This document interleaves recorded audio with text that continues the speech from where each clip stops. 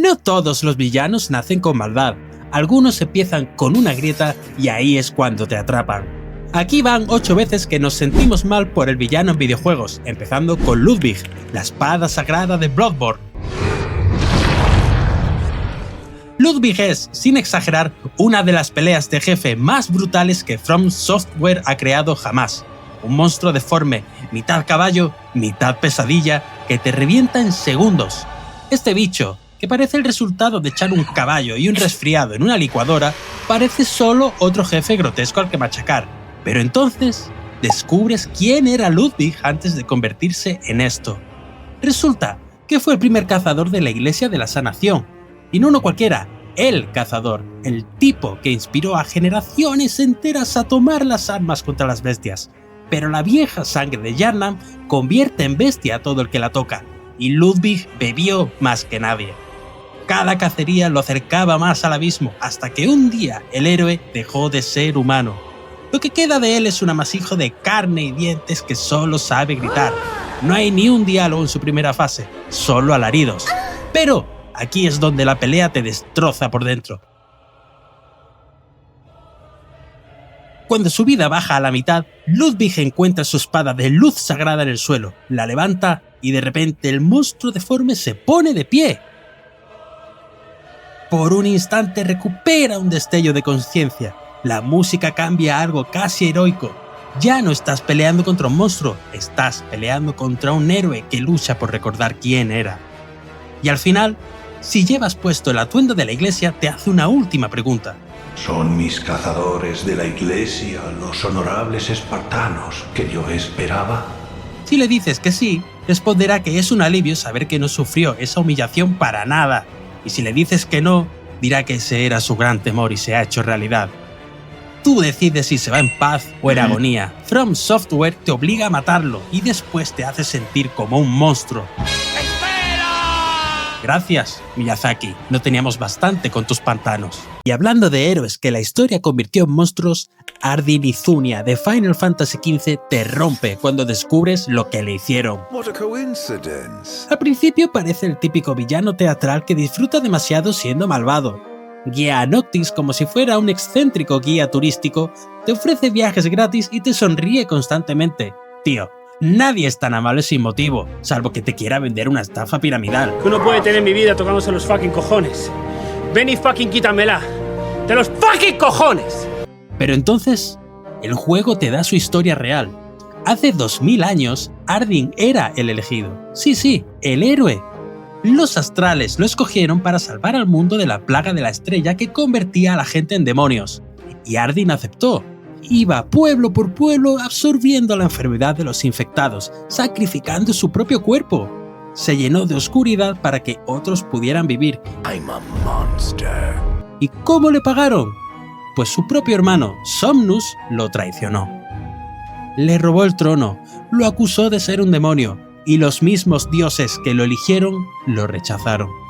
El cristal lo consideró impuro porque estaba lleno de enfermedad que él absorbió por orden de los dioses. Hermano, te usaron como una muñeca de trapo y después te tiraron a la basura. Pero lo peor no es la traición, lo peor es que Ardyn no puede morir. Toda la oscuridad que absorbió lo corrompió hasta el punto de que la muerte dejó de ser una opción. 2000 años vagando, viendo cómo la línea de sangre de tu hermano traidor es celebrada mientras tú eres borrado de la historia. Y cuando finalmente Noctis lo derrota, Ardyn no se resiste, casi parece aliviado. Porque morir era lo único que había querido durante 2 milenios. This time, you can rest in peace. Y si Ardyn cayó de golpe por una traición, Dutch van der Linde de Red Dead Redemption 2 se desmorona pieza a pieza y eso duele todavía más. Si tuvieras $1 por cada vez que Dutch dice «tengo un plan», seguramente no necesitarías ninguno de sus planes. Dutch empieza siendo todo lo que querrías en un líder. Tiene carisma, tiene discursos, tiene visión y la lealtad de todos los que le rodean. Y al principio le crees. Dutch te habla de libertad, de escapar del sistema y lo dice en serio. Pero no se vuelve malvado de la noche a la mañana. se erosiona, tomando una mala decisión tras otra, como una pared que se va agrietando con cada tormenta. Cada plan es más imprudente, cada discurso más desesperado, y lo más triste es que él no lo ve. Mientras tanto, Mika Bell, esa serpiente con patas, le va susurrando al oído, y Dutch ya no distingue entre lealtad y manipulación. Tras estas palabras, Dutch ni siquiera responde.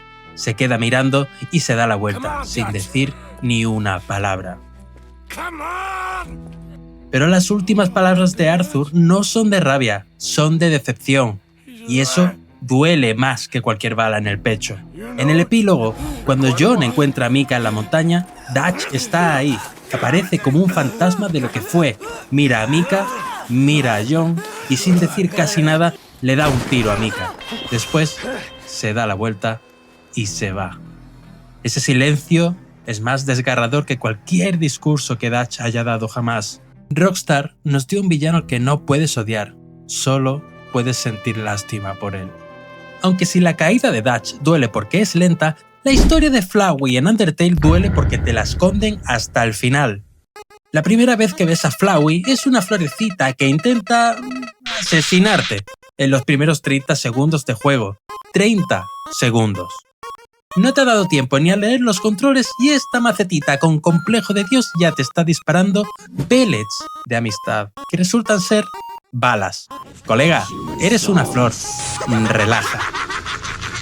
A lo largo del juego, Flowey aparece para burlarse de ti y recordarte que la amabilidad es inútil.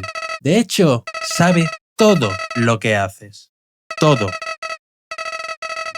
Pero entonces, haces la ruta pacifista verdadera y todo cambia, porque Flowey fue en realidad Asriel Drimur, el hijo del rey Asgore y la reina Toriel, un niño que tuvo un mejor amigo humano, Chara, y juntos idearon un plan para liberar a los monstruos. Chara se sacrificaría, Asriel absorbería su alma, cruzaría la barrera y recogería las almas necesarias. Pero el plan salió terriblemente mal. Asriel cargó el cuerpo de Chara hasta la superficie y los humanos le atacaron. Tenía el poder para destruirlos a todos, pero se negó a pelear. Volvió al subsuelo y murió en el jardín de flores. Después, Alfie se inyectó determinación humana en una de esas flores y Asriel despertó, pero sin alma. Sin la capacidad de sentir ni amor ni empatía. Imagínate recordar que amaste a tus padres, pero ser incapaz de volver a sentirlo.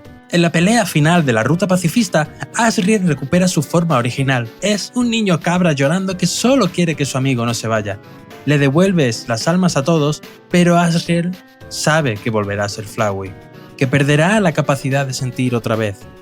Y si antes de salir a la superficie vuelves al jardín de flores del inicio, lo encuentras ahí, solo, en el sitio donde murió, y todavía con su forma de Asriel por unos momentos más.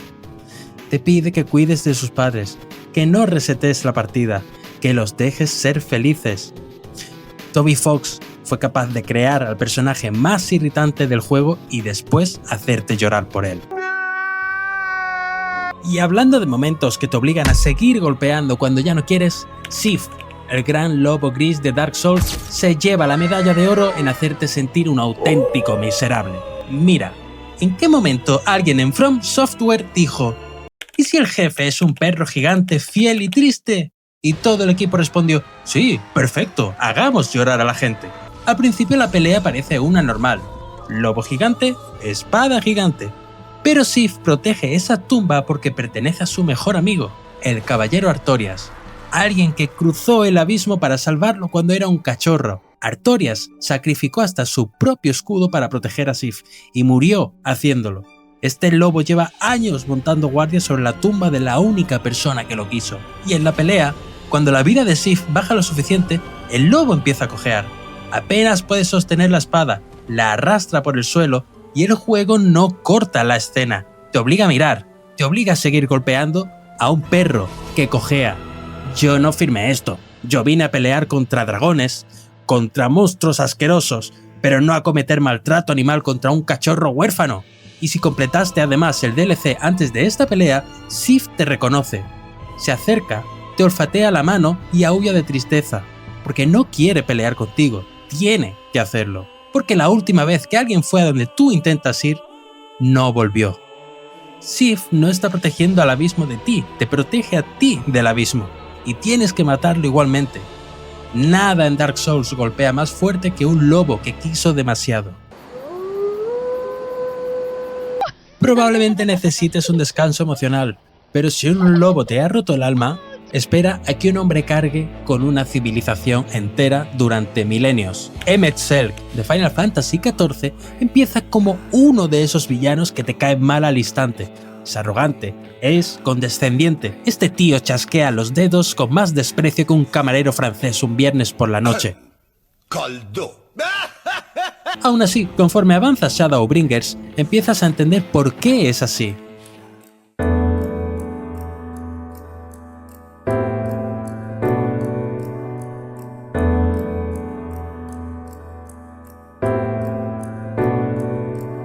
Emet-Selch es el último superviviente consciente de Amauroth, un mundo donde la gente podía crear con el pensamiento, donde las vidas se extendían durante eones. Pero ese mundo se partió en 14 fragmentos.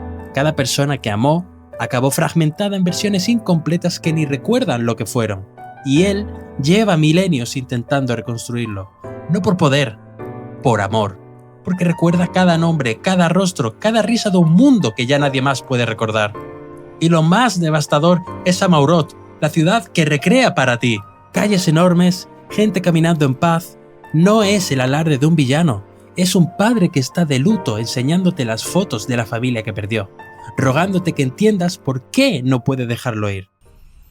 Remember. Remember us. Remember that we once lived. En su momento final, no te maldice, solo dice esas palabras. Emet-Selch no era un villano, era un hombre que se negó a aceptar que todo lo que amaba había desaparecido. Y sinceramente, ¿quién de nosotros habría actuado de otra manera? Si Emet-Selch carga con el duelo de un mundo entero, The Boss de Metal Gear Solid 3 carga con una misión que le exige sacrificarlo todo. Su vida, su nombre y hasta el derecho a ser recordada como quien realmente fue. The Boss es el mejor soldado que jamás ha existido. Lideró la unidad Cobra en la Segunda Guerra Mundial. Desarrolló el CQC junto a Snake, fue al espacio en una misión secreta, tiene un currículum que necesita varias páginas y un apéndice clasificado por el gobierno. Pero entonces, desierta la Unión Soviética. El juego se pasa horas diciéndote que es la enemiga, la persigues por selvas y finalmente la enfrentas en un campo de flores blancas. Pero ella realmente nunca desertó. Todo fue una misión. El gobierno le ordenó fingir la traición para recuperar un arma secreta. Sabía que eso significaba su muerte, sabía que la historia la recordaría como una traidora y aún así lo hizo. Pero lo peor de todo es que tú tienes que apretar el gatillo, el juego no lo hace por ti. Te quedas ahí, mando en mano, mirando a esta mujer que lo dio todo. Kojima, ¿quién te hizo daño? Después, Snake visita su tumba sin nombre, sin honores, sin reconocimiento. Saluda militarmente y derrama una lágrima. Porque The Boss no solo sacrificó su vida, sacrificó su legado, y el mundo nunca sabrá que fue una heroína, pero nosotros sí. Y si The Boss sacrificó su nombre por el deber, los colosos de Shadow of the Colossus ni siquiera tuvieron la oportunidad de elegir. Estas criaturas gigantes no atacan aldeas, no secuestran a nadie, simplemente existen. Algunos están durmiendo, algunos vuelan por el cielo, básicamente están jubilados. Pero entonces llegas tú, Wander, el peor turista de la historia de los videojuegos, con una espada y empiezas a escalarlos como si fueran parques infantiles con sentimientos.